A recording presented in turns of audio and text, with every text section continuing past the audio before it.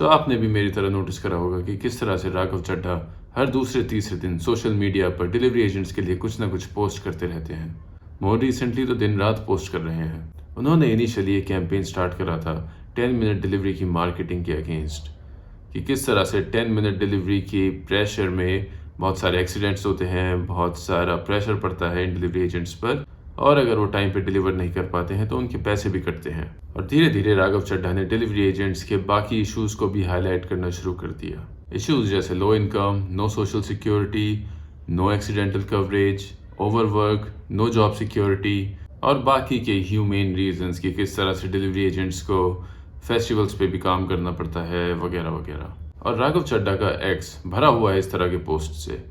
वो आए दिन कुछ ना कुछ पोस्ट करते रहते हैं। कभी किसी डिलीवरी एजेंट का डैशबोर्ड पोस्ट कर देंगे, कभी कोई डिलीवरी एजेंट अपना व्लॉग बनाकर अपनी कोई इंसिडेंट हो गया हो उसके साथ तो उसको रीट्वीट कर देंगे, और कभी वो किसी डिलीवरी एजेंट को साथ ही लेकर बैठ जाते हैं और उससे बातें करना शुरू कर देते हैं, उससे हाईलाइट करवाते हैं उसकी लाइफ की प्रॉब्लम्स, कि किस तरह से 10 मिनट डिलीवरी की मार्केटिंग राइडर्स पर कितना प्रेशर बनाती है और ये हट जानी चाहिए।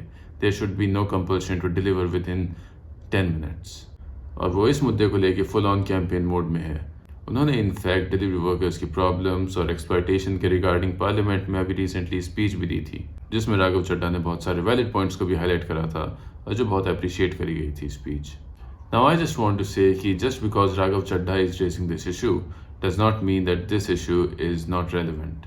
आई मीन राघव चड्ढा और उनकी पार्टी आम आदमी पार्टी पर दोनों पर ही बहुत तरह के गंभीर एलिगेशंस लगते रहे हैं, जिससे उनकी खुद की रेपुटेशन और क्रेडिबिलिटी पर एक क्वेश्चन मार्क है। But that does not mean that the guy is not raising a genuine issue. ये सच बात है कि डिलीवरी एजेंट्स या जिनको गिग वर्कर्स भी कहा जाता है, they do face incredible amount of challenges in their profession. फिर चाहे वो बाइक्स को बाहर छोड़ के कॉम्प्लिकेटेड फ्लैट्स और सोसाइटी में घर को नेविगेट करना हो, कॉम्प्लिकेटेड रास्तों से गुजरना, लोकेशन फिगर आउट करना, कस्टमर का rude behaviour, low wages, platform impose penalty अगर उनका ऑर्डर डिले हो जाता है तो कैसे कुछ बैड रिव्यूज की बेसिस पे डिलीवरी एजेंट्स का अकाउंट ही उड़ा दिया जाता है। I mean seriously, these delivery agents go through so much in trying to deliver your order to your doorstep, और ऊपर से उन्हें अपनी ही बाइक और अपना ही फ्यूल भी यूज करना होता है। Can you imagine? यही नहीं, उनको मोबाइल और रिचार्ज भी अपना खुद का यूज करना होता है। अगर सपोज करिए किसी डिलीवरी एजेंट का ऑर्डर देते हुए एक्सीडेंट हो जाता है या कोई भी घटना हो जाती है या कुछ भी डिले हो जाता है, टायर पंचर हो जाती है, बाइक खराब हो जाती है, तो सबसे पहले तो कस्टमर उसको बैड रिव्यू देगा, बैड रेटिंग देगा। उसके बाद प्लेटफॉर्म उस पर पेनल्टी लगाएगा। उसके बाद उसकी जो बाइक खराब हुई है या एक्सीडेंट में जो उसकी बाइक का नुकसान हुआ है वो उसे खुद भरना पड़ेगा। ऊपर से अगर उन्हें कुछ चोट वगैरह लग जाती है तो उनके मेडिकल कॉस्ट की भी भरपाई वही करते हैं, और उसको रीइंबर्स कराने में उन्हें बहुत सरदर्दी फेस करनी पड़ती है। मोबाइल और बाइक का तो कोई एक्सीडेंटल कवरेज कंपनी की साइड से होता ही नहीं है, तो वो सारा नुकसान उन्हें खुद ही उठाना पड़ता है। मैं खुद कितने राइडर्स से सुन चुका हूँ कि कितना स्ट्रगल होता है उनकी लाइफ में। अगर वो 12 से 14 घंटे काम करें दिन में और महीने के सारे दिन काम करें तो बेस्ट केस सिनेरियो बनता है कि वो 15 से 30 हज़ार रुपये कमा पाते हैं महीने का। अगर पेनल्टीज वगैरह लग जाए तो वो भी कम हो जाता है। अगर किसी वजह से उनकी रेटिंग्स गिर गई हैं तो उनकी आईडी डीएक्टिवेट कर दी जाती है। सडनली उनसे उनका एम्प्लॉयमेंट छीन दिया जाता है and there is no way to reform themselves and get back into the system. इस तरह का कोई ग्रीवेंस सिस्टम नहीं है, इस तरह की कोई काउंसलिंग नहीं है। क्यों? क्योंकि there is just too much abundance of workers. That is why probably the mechanism is not towards respecting these workers. आपकी प्रॉपर ट्रेनिंग होनी चाहिए, ग्रीवेंस एड्रेसल्स होने चाहिए और रिफॉर्म करने के काउंसलिंग होनी चाहिए। इसके साथ ही डिलीवरी एजेंट्स को फुल टाइम एम्प्लॉय भी रिकॉग्नाइज नहीं करा जाता, इसीलिए इन्हें गिग वर्कर्स भी कहा जाता है। Gig workers as in they are doing this job part time, they are doing a gig. और क्योंकि ये पार्ट टाइम एम्प्लॉयज डिक्लेयर्ड होते हैं तो उन्हें फुल टाइम एम्प्लॉयज के बेनिफिट्स भी नहीं मिलते, जैसे पीएफ हो गया, फिक्स सैलरी हो गई, एक अच्छा हेल्थ इंश्योरेंस हो गया, या डे ऑफ्स हो गए, या वर्किंग आवर्स लिमिटेशंस हो गए। नाउ ये कोई बहुत यूनिक बात नहीं है। Delivery agents all over the world third party ही रखे जाते हैं, और इंडिया में खुद कितने ही सेक्टर्स हैं, फिर चाहे वो प्राइवेट हो या गवर्नमेंट, जहाँ पर लोग पार्ट टाइम या कॉन्ट्रेक्चुअल बेसिस पे काम करते हैं। और भाई जिसकी मजबूरी होती है उसे तो काम करना ही पड़ता है। फिर चाहे वो जियो का इंटरनेट लगाने वाले हों, चाहे वो ब्लिंकिट के डिलीवरी एजेंट्स हों, आईफोन की फैक्ट्री में काम करने वाले हों, या अमेजन के सर्विस एम्प्लॉयज हों। और रही बात सिर्फ 15 से 30 हज़ार रुपये कमाने की, तो 15 से 30 हज़ार रुपये कमाने वाले बहुत लोग हैं इस देश में। फिर चाहे वो मैन्युफैक्चरिंग से सर्विस इंडस्ट्री हो, बहुत सारे लोग स्किल्ड और अनस्किल्ड जॉब्स में काम करते हैं इसी सैलरी रेंज में। मैं बताऊँ, किसी ऑफिस में भी 30,000 रुपये की सैलरी के लिए सारी ज़िंदगी पढ़ाई करनी पड़ती है, स्कूल कॉलेज में अच्छे मार्क्स लाने पड़ते हैं, इंटर्नशिप्स करनी पड़ती है कई साल ताकि वो काम आए, उसके बाद जाके सैलरी और अच्छे पैकेजेस मिलते हैं। And to be honest 20 to 30,000 में बहुत सारी इंडिया की पॉपुलेशन है जो अपना घर का खर्चा चलाती है across industries, across professions. So what does make delivery riders case so special? यही डिबेट छिड़ी हुई है पब्लिक और पॉलिटिकल स्पेस में, जहां डिलीवरी ग्राउंड वर्कर्स ने ये बिलीव करना शुरू कर दिया है कि सच में they are a special case और वो बाकी लोगों से अलग मेहनत करते हैं। अब इससे हुआ क्या कि डिलीवरी एजेंट्स ने अपने छोटे मोटे दिक्कतें और छोटे मोटे ग्रीवेंसेस को भी सोशल मीडिया पर पोस्ट करना शुरू कर दिया है, जिससे कॉमन पब्लिक ऑब्वियसली रिएक्ट करती है विद सिंपैथी और उससे एक साइकिल चल पड़ती है जिसमें डिलीवरी एजेंट्स अपनी लाइफ के और दुखड़े सुनाने लगते हैं, अपने प्रोफेशंस के चैलेंजेस गिनाने लगते हैं। और स्पेशली जब राघव चड्ढा जैसा बड़ा पॉलिटिशियन सोशल मीडिया पर दिन रात इस तरह के इश्यूज को हाईलाइट करने लग जाए तो लोगों के स्टोरीज और स्ट्रगल्स बहुत ज़्यादा हाईलाइट करके, बहुत ज़्यादा एनलार्ज करके दिखाए जाते हैं। आई मीन ऑनेस्टली, अगर आप मेरे साथ भी बैठेंगे तो मैं भी अपनी लाइफ के, प्रोफेशनल लाइफ के बहुत दिक्कतें गिना सकता हूँ, बहुत दुखड़े सुना सकता हूँ, बहुत सारे चैलेंजेस गिना सकता हूँ जो कि वाकई में बहुत डिफ़िकल्ट होते हैं ओवरकम करने में। हर इंसान अपने इंडस्ट्री में, अपने काम में परेशान है और किसी हद तक एक्सप्लॉयटेड फील करता है, फिर चाहे वो डिलीवरी वर्कर्स हों, चाहे मैन्युफैक्चरिंग वर्कर्स हों, चाहे ऑफिस में बैठा सॉफ्टवेयर इंजीनियर हो। इनफैक्ट आई वुड से कि येस, डिलीवरी एजेंट का काम मुश्किल और चैलेंजिंग है, बट ऐसा नहीं है कि सिर्फ इन्हीं का काम मुश्किल और चैलेंजिंग है या इनका काम सबसे ज़्यादा मुश्किल और चैलेंजिंग है। I mean look at the people working in manufacturing, they earn similar amount of money, they work very long hours, but they also have to have so much of the technical knowledge, and their work requires so much precision and attention to details. And when we compare this work to picking up groceries and food and delivering them, it's not that challenging. तो definitely ऐसा नहीं है कि इस देश में सिर्फ delivery Riders ही challenges face करते हैं और बाकी सब लोग बड़ी लेविश लाइफस्टाइल जीते हैं। हाँ, हो सकता है कि उनके ग्रीवेंसेस हो सकते हैं, जायज़ ग्रीवेंसेस हो सकते हैं, वो बहुत सारे ऐसे चैलेंजेस फेस करते हैं विच आई कैन वाउच फॉर, जो मेरे अपने खुद के देखे हुए हैं कि हाँ भाई this is a genuine issue.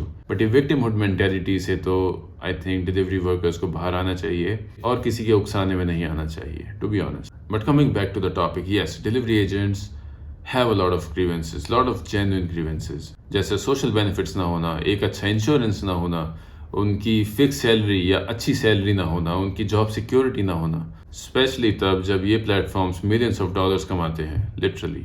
And this is a big important aspect of the problem कि डिलीवरी एजेंट्स आज से अपनी दिक्कतें नहीं गिना रहे हैं, ये बहुत सालों से गिना रहे हैं कि हम बहुत चैलेंजेस फेस करते हैं। जो पे है, जो पेमेंट होती है डिलीवरीज की या ऑर्डर्स की, उनको राइडर्स को बहुत कम शेयर मिलता है। सो जहाँ डिलीवरी राइडर्स इतने सालों से अपनी प्रॉब्लम शेयर कर रहे हैं, वहाँ पे प्लेटफॉर्म्स ने अपनी साइड से एक ऐड निकालने के अलावा, ये कैंपेन चलाने के अलावा कि भाई देखो डिलीवरी राइडर्स बहुत मेहनत करते हैं तो आप प्लीज़ इन्हें टिप कर दिया करो, इसके अलावा उन्होंने कोई इनिशिएटिव लेके कोई इनकी हेल्प नहीं करी है। और जब भी कभी वॉइस उठने लगती है कि डिलीवरी एजेंट्स डिससेटिस्फाइड हैं पेमेंट से या उनकी सैलरी से, तो उस टाइम पे कैंपेन तेज़ हो जाता था कि भाई देखो बहुत मेहनत करते हैं ये बेचारे, ऐसे आते हैं ये बेचारे, बारिश में आते हैं, टिप तो बनता है। और जब नहीं होती है तो प्लेटफॉर्म वाले डिलीवरी वालों से बोल देते हैं कि भैया हमने तो बोल दिया कस्टमर से कि वो कस्टमर टिप करे, अब बाकी तुम जानो और ये कस्टमर जाने, तुम्हारे आपस का मामला है, हमें जाने दो कि भैया हमने तो अपना काम कर दिया, अब तुम जानो ये कस्टमर जाने। और भाई मुझे ये बताओ ये कस्टमर भी कहाँ तक दे? मतलब सबसे पहले तो ये स्विगी जोमेटो पे रेस्टोरेंट्स वाले जो भी अपने प्राइसेस रखते हैं ये 25-30% हाई रखते हैं।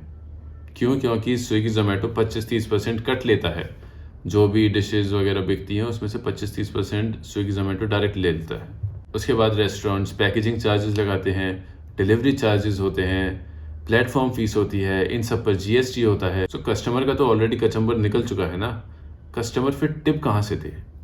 आप डिलीवरी राइडर्स को टिप करने की सारी मॉरल रिस्पॉन्सिबिलिटी कस्टमर पर थोप रहे हैं, और जिनकी सही में रिस्पॉन्सिबिलिटी बनती थी, जो लाखों करोड़ों रुपए कमाते थे, जो हर क्वार्टर अपने प्रॉफिट्स बढ़ते हुए बताते थे, जो अपनी ऐप पर पब्लिश करा करते थे कि इतने लाख ऑर्डर डिलीवर्ड, जब बात आती थी डिलीवरी एजेंट्स को कंपनसेट करने की, वो लोग बिल्कुल अपना हाथ झाड़कर पीछे खड़े हो जाते थे। फिर इशू तो एक ना एक दिन एस्केलेट होना ही था। राघव चड्ढा हो गए, मीडिया हो गई, सोशल मीडिया हैंडल्स हो गए, सभी लोग अपने अपने प्रोफेशन के हिसाब से मुद्दा उठा रहे हैं। और वो मुद्दा इसलिए उठा रहे हैं कि सबसे पहले तो एक्चुअली में मुद्दा है, और दूसरा वो अपने अपने भी पर्सनल इंटरेस्ट्स को भी रखते हुए इस मुद्दे को उठा रहे हैं। मतलब आप सोच कर देखिए, राघव चड्ढा को नेशनल पॉलिटिक्स में एक फेस बनना है, so he picks up a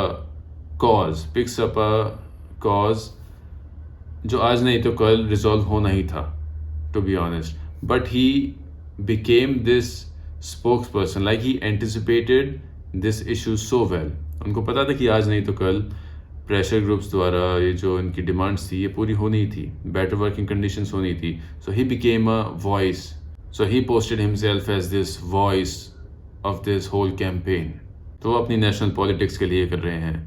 media वालों को क्या, उन्हें टीआरपी मिलती है, सोशल मीडिया हैंडल्स को ट्रैक्शन मिलती है, तो उनको पे आउट मिलता है। पर इन सब के बीच मेरा डिलीवरी राइडर्स को एक सजेशन है कि आप लोग अपने आप को ऐसी सिचुएशन में ना डालें जहां पे बाकी सब बोलें कि चढ़ जा बेटा सूली पे, भली करेगा राम, और आप चढ़ जाएं। I think the delivery agents union head और the leadership should ensure that this movement does not get hijacked. इसको हाईजैक ना होने दें। मतलब ये कि जो आपके ग्रीवेंसेस हैं, आपके डिमांड्स हैं, उसको एनआरकी में कन्वर्ट ना होने दें। ये समझिए कि ये एक बिजनेस मॉडल है जो हर इंडस्ट्री में फॉलो होता है। ये स्विगी जोमेटो की एक्सक्लूसिव बात नहीं है। Yes, they could do better, but they are not doing it, and you should push them to do better. You should not push them to completely change everything. कोई भी वर्कर किसी भी इंडस्ट्री में पूरी तरह से खुश नहीं रह पाता और किसी न किसी हद तक एक्सप्लॉयटेड फील करता ही है, पर उसको चेंज आप अपने पेट पर लात मारकर नहीं कर सकते। मेरा कहने का मतलब ये है कि राघव चड्ढा को कल कोई और इशू मिल जाएगा बात करने के लिए, और ये न्यूज़ मीडिया वाले तो सुबह की खबर शाम को रिपीट नहीं करते अगर उसमें लोग इंटरेस्ट नहीं दिखा रहे हैं। तो ऐसे में आप ऐसे एक्शंस ले लें जिससे आप डी प्लेटफॉर्म हो जाएं, या फिर आपकी जो एम्प्लॉयमेंट है वो ख़त्म हो जाए, या फिर आप लॉ एंड ऑर्डर के पर्सपेक्टिव से गलत रास्ते पर निकल जाएं, तो वो आपकी ही लाइफ को मुश्किल करेगा। अपने डिमांड्स को फेयर और रियलिस्टिक रखो और उन डिमांड्स को फर्मली आगे रखो। मतलब अगर आप चाहें कि हर डिलीवरी ऑर्डर पर आपको 100 रुपये मिले या 40-50 हज़ार रुपये आपकी फिक्स सैलरी हो जाए, जहाँ पे आपके फिक्स वर्किंग आवर्स हों, जहाँ पे आपको फेस्टिवल्स पे काम करना ना पड़े, जहाँ पे आपको रात को काम ना करना पड़े, मतलब इस तरह की डिमांड से तो बिजनेस मॉडल ही फेल हो जाएगा।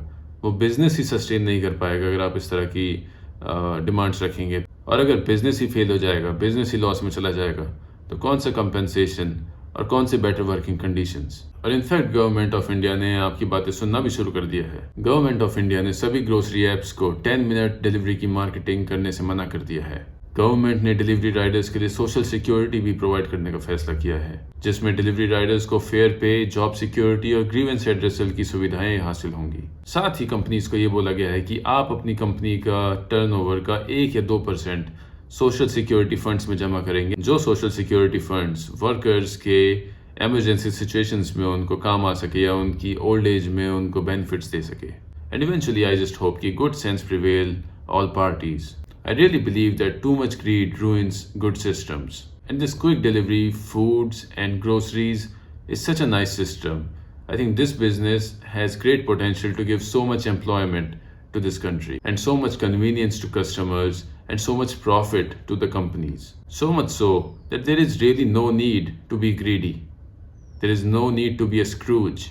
There is absolutely no need for companies to be toxic towards their workers and push them enough to let them live in miserable conditions. I believe that currently, as of today, not enough is being done for these workers by the companies, and more should be done. Meanwhile, the workers' union should also ensure that this movement does not become anarchical or political or hijacked by external parties, external forces. And the right demands should be put forward so the appropriate resolution could be met. So guys, that's it for today. Let me know what you think about this in the comments. I'll see you again. Bye.